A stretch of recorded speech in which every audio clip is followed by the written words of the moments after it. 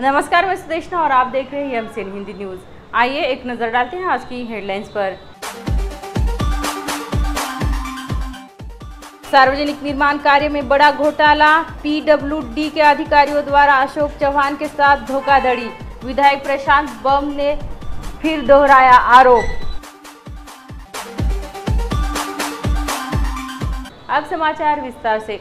डामर घोटाला मामले में जवाब देने आए विधायक प्रशांत बम ने राज्य के सार्वजनिक निर्माण मंत्री अशोक चौहान पर गंभीर आरोप लगाए हैं। सोमवार 11 अप्रैल को विधायक प्रशांत बम नांदेड़ आए थे।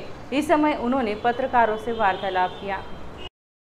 डामर घोटाला मामले को लेकर एंटी करप्शन ब्यूरो विभाग में जवाब देने के लिए सोमवार 11 अप्रैल को नांदेड़ आए विधायक प्रशांत बम ने पत्रकारों से वार्तालाप किया। आगे बोलते हुए उन्होंने कहा कि 3 वर्ष पहले जिले के सार्वजनिक निर्माण विभाग में डामर घोटाला हुआ था, जिसमें संबंधित ठेकेदार ने करोड़ों रुपयों का भ्रष्टाचार किया था। इस मामले को लेकर बार बार शिकायतें आने पर संबंधित कंपनी के खिलाफ मामला दर्ज हुआ था। उन्हें काम से निकाल दिया गया था, लेकिन एक ही रात में दूसरी कंपनी यानी जीजी कंस्ट्रक्शन की गार्गी एंड गार्गी कंपनी स्थापित कर पहले के ही कंपनी की सभी बॉडीज मेंबर्स का इस्तेमाल कर कंपनी में इसका इस्तेमाल किया गया था।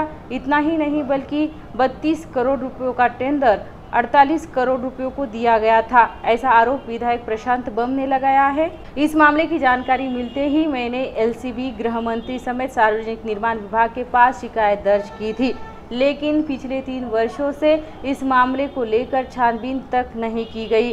सबूत देने के बाद भी मंत्री छानबीन नहीं करते हैं। विधानसभा में रखे हुए इस मामले पर कोई कार्रवाई नहीं होती।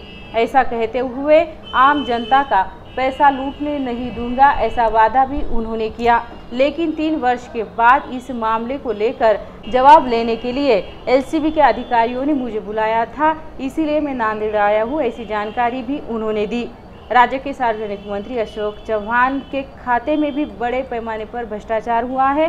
चौहान ने अपने मतदार संघ में 100 मीटर की सड़क भी अंदाज पत्रक के अनुसार की होगी तो मैं अपना विधायक पद छोड़ दूंगा। इतना ही नहीं बल्कि राजनीति से संन्यास लूंगा, ऐसा प्रतिपादन भी विधायक प्रशांत बम ने किया है। वे नांदेड़ में पत्रकारों से बोल रहे थे।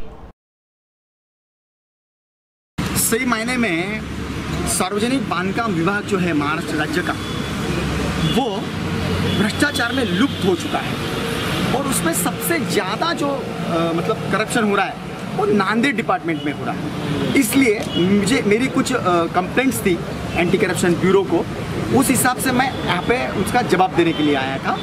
मेरी कंप्लेंट ये थी कि एक कॉन्ट्रैक्टर जीजी बोल के है, जीजी कंस्ट्रक्शंस, उन्होंने और अधिकारियों ढूंढ के प्लस बाकी लोगों ने मिलकर यहाँ पर जीजी कंस्ट्रक्शन की duplicate form Gargi and Gargi बनाई और उनको कायदे के स्वरूप में न देने वाले काम दिए गए।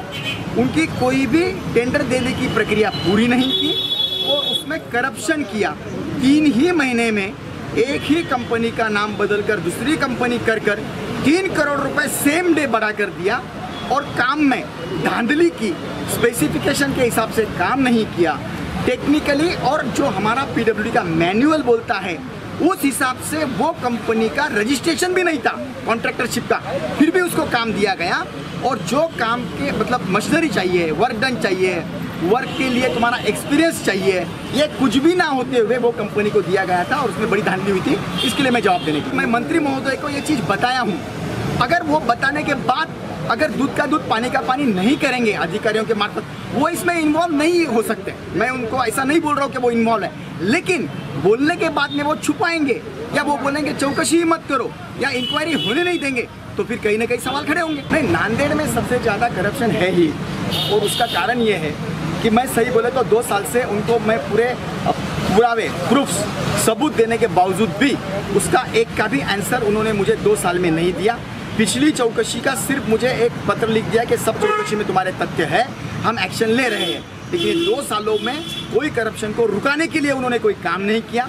नांदेड़ के जितने भी हाइब्रिड एन्युटी के करीबन 1000 करोड़ के काम चल रहे हैं, उसमें सैकड़ों कोटि के बिल मेरी कंप्लेंट होने के बावजूद भी कोई भी मतलब उन्होंने रूबरू या जो भी उन्होंने इंक्वायरी करना चाहिए वो ना करते हुए दिया। इसलिए कहीं ना कहीं उनके ऊपर में सवाल खड़े हो चुके।